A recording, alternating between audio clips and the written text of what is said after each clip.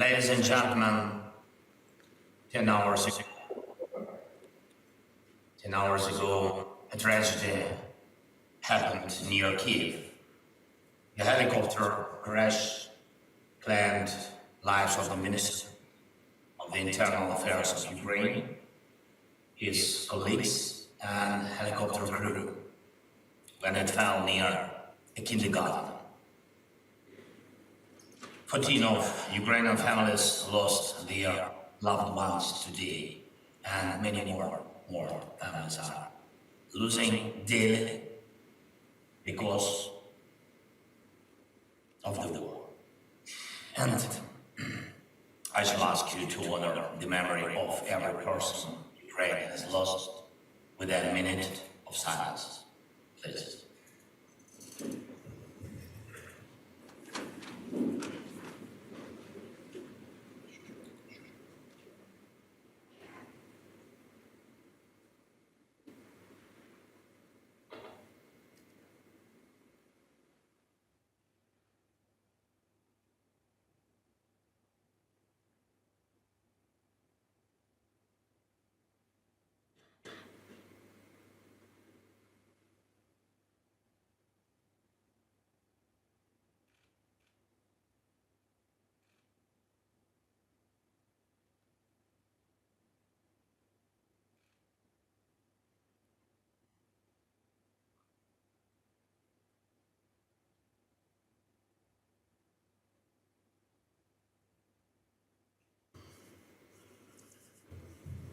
Thank you very much. Thank you. Thank you for this minute. Only 1 minute, but it keeps the memory about so many people. Ukraine lives thousands of such minutes, including 3 minutes on January 14th. 3 minutes. The time it took for a Russian missile to travel hundreds of kilometers, hit a residential block in Dnipro and kill at least 45 people. 45 adult children, 45. My address will be short about the time we are short of, about small minutes, about years made of these minutes. 3 years ago I spoke at Davos for the first time in person. The topic was how to build a cohesive and sustainable world. I'm talking online now. And the topic is how to cooperate in a divided, fragmented world. Conclusions, they are obvious. The world cannot keep the pace with changes and challenges. The list of crises, global security, environmental, food security, energy ones, needs to be amended with another one, the time crisis. The list of calls for decisive, efficient joint actions needs to be expanded with one more, the call for speed, the speed of decisions making, reaction of the civilized world. Tragedies are outpacing life. The tyranny is outpacing the democracy. Russia needed less than 1 second to start the war. The world needed days to react with first sanctions. The time the free world uses to think is used by the terrorist state to kill. Ukraine and its allies have been resisting it for almost a year. This period proved all our prompt actions brought positive results.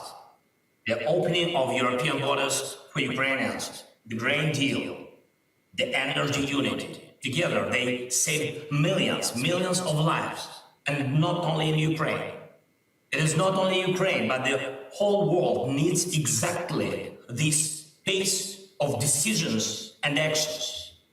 The world was hesitant in 2014, when Russia, without hesitation, occupied the Crimea. The world was hesitant in 2022, when Russia, without hesitation, made the war full scale. The world must not hesitate today and ever.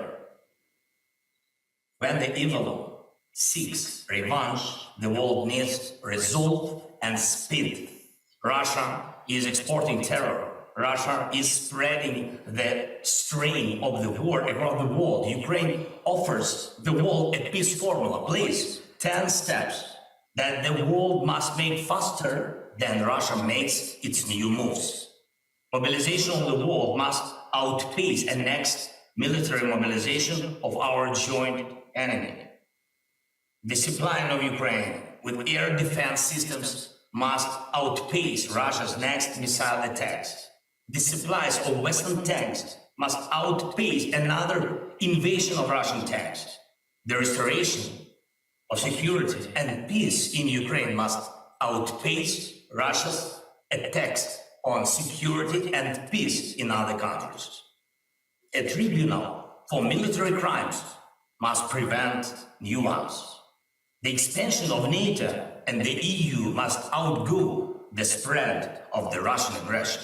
We routinely defend values which some of the allies take for granted as a fact of life. For us, the fact of life is the world in need of resolute and prompt steps. Ladies and gentlemen, 3 years ago was my first time at the WEF. It was the time when the world was fighting COVID-19. It fought and won. Now the world is fighting against Putin. In 3 years, we will be discussing new challenges and threats in Davos. What will this mean? It will mean we will definitely overcome the current threat. The history repeats itself. At first, the world either fails to notice or underestimates a threat. Then it unites to resist it, and then the world wins. Every time, the same outcome. The world overcame Nazism, the apartheid, pandemics, the indifference to climate changes, financial crisis, and the Kremlin strain. The world will overcome again.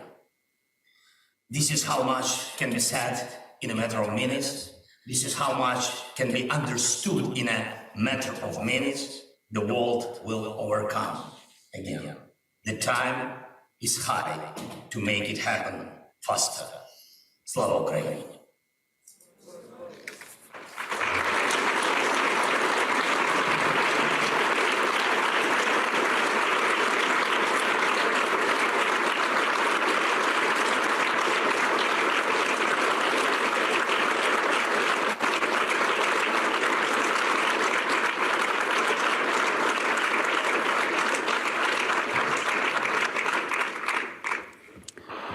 Mr. President, thank you so much for that moving address.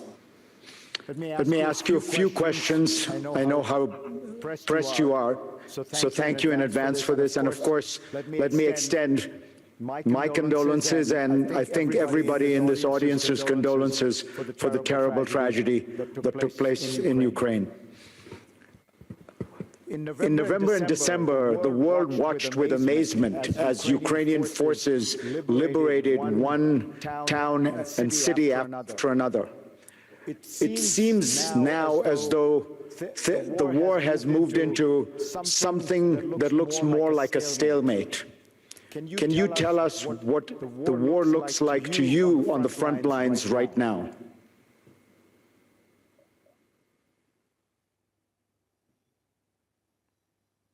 Дякую за запитання.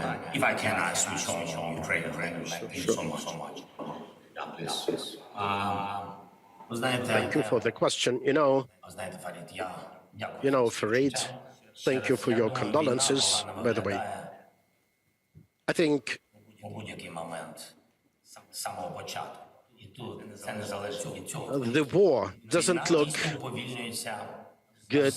It has not been good since the beginning, and really in winter time it slows down for known and understandable reasons.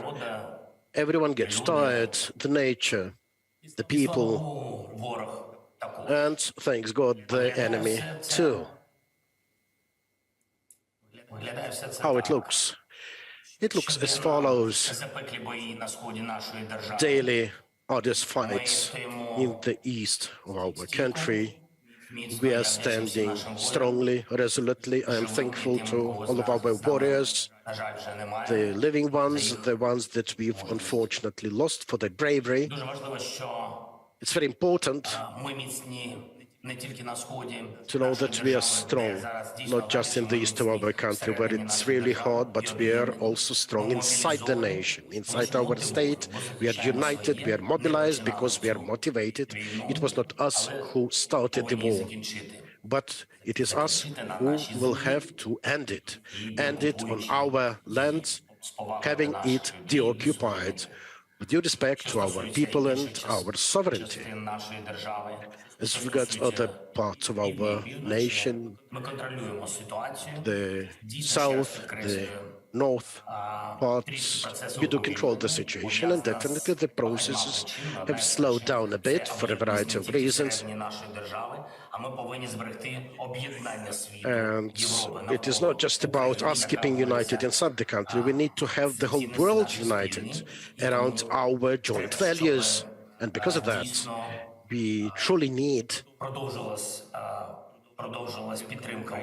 to continue with that support of Ukraine, to continue with supplies of necessary ammunition that we require to gain the victory over the enemy on the battlefield. We also need the financial support, and I'd like to thank all the nations, the European Union, for the support of our budget deficit, and they're continuing to support us this year.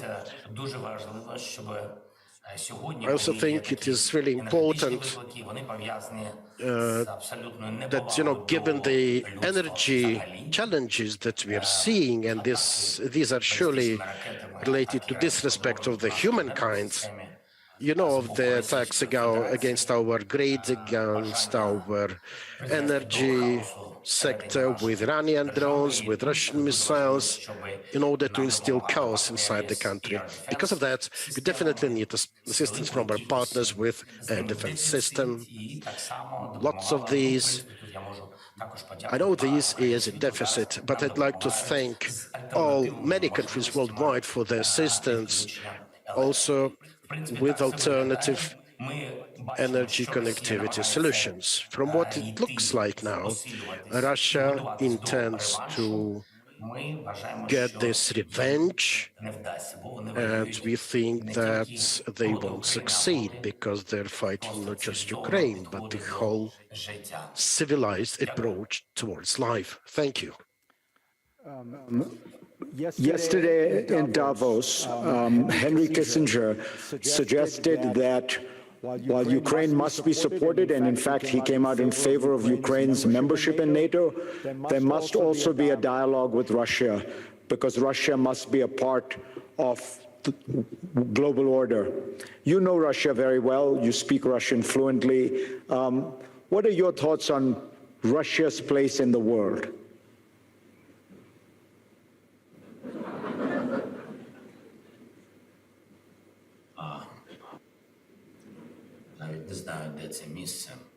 I don't know the proper place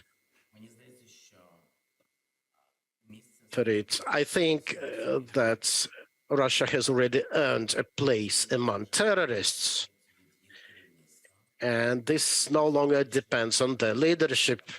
No, I think their leaders are no longer affecting the development of Russian Federation, its culture, and so on. Everything depends on the strength of Ukraine, its support by the partners, the political support from the world, as well as from the Russian society. They have to open their eyes if they want to see the future of the Russian Federation with their eyes.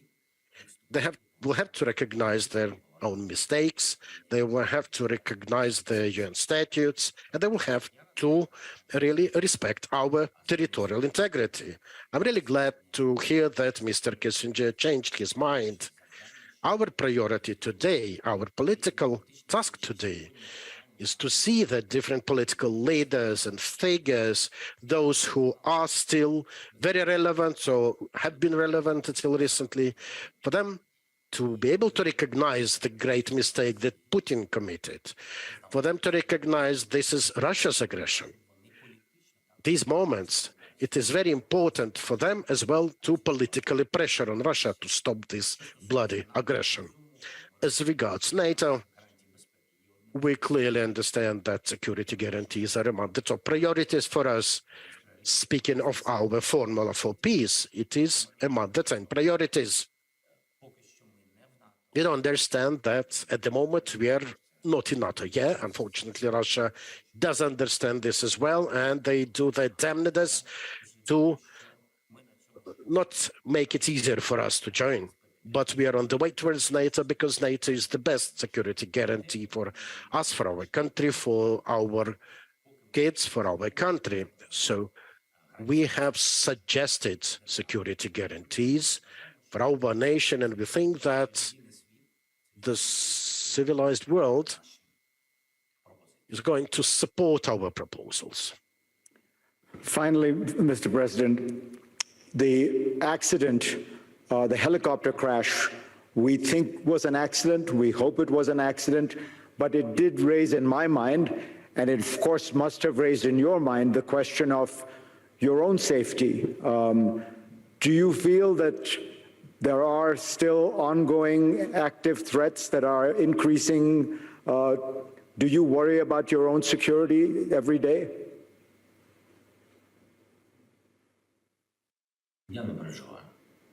No, I'm not worried about that.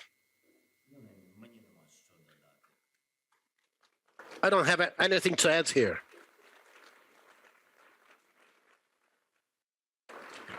Well, you said it. You said it once. You don't need a ride. You need ammunition, right?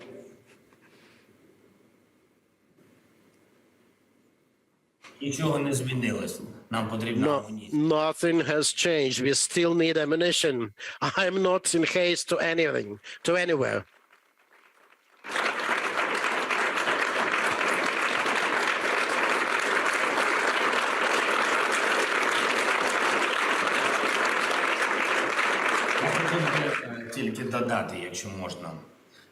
Just to add, with your permission, you said accident. I'd like to tell you that because of the war experience that I have now, my society has now, this is not an accident because it has been due to war, and the war has many dimensions, not just on the battlefield. There are no accidents at wartime. These are all war results, absolutely. All those steps, everything happening, missiles striking our civilians, our kids being killed in kindergartens, at schools.